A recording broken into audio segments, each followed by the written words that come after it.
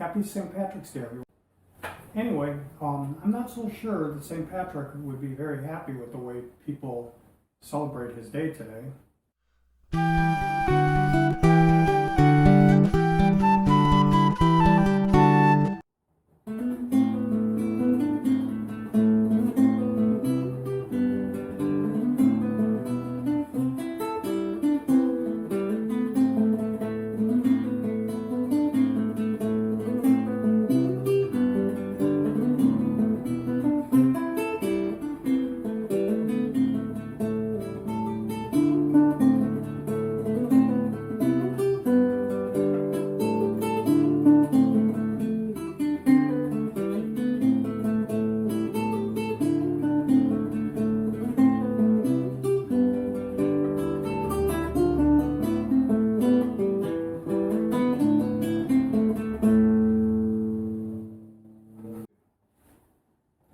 Happy St. Patrick's Day, everyone. I hope you enjoyed the Celtic guitar piece that I just performed for you in honor of St. Patrick's Day.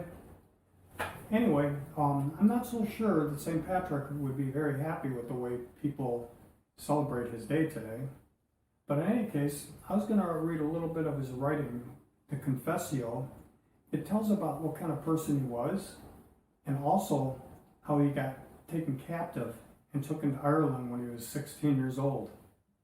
Later God freed him from his slavery in Ireland, but then God told him to go back and preach to the people, and he ended up converting pretty much the whole country. So anyway, I was going to read a little bit of his writing, and you'll see what kind of person he was and a little bit of his story.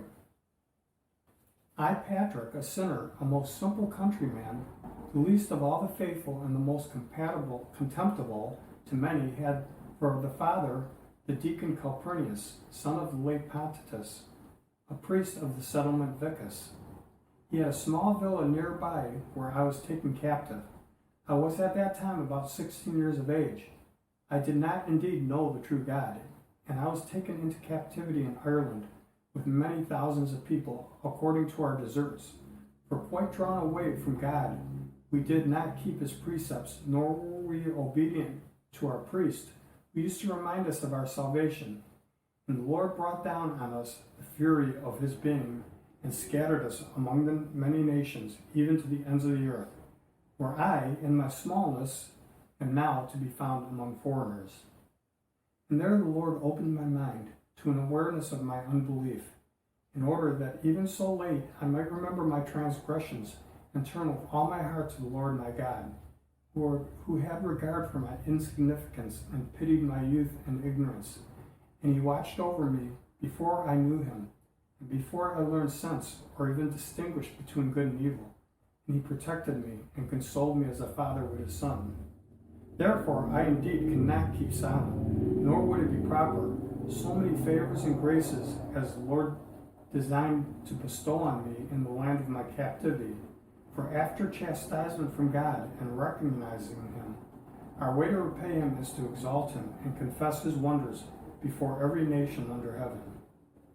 For there is no other God, nor ever was, nor ever shall be after, but God the Father, unbegotten and without beginning, in whom all things began, whose are all things as we have been taught, and his Son Jesus Christ, who manifestly always existed with the Father before the beginning of time, and the Spirit with the Father, indescribably begotten before all things, and all things visible and invisible were made by him, who was made man, conquered death, and was received into heaven to the Father, who gave him all power over every name in heaven and on earth and in hell, so that every tongue should confess that Jesus is Lord, and God in whom we believe.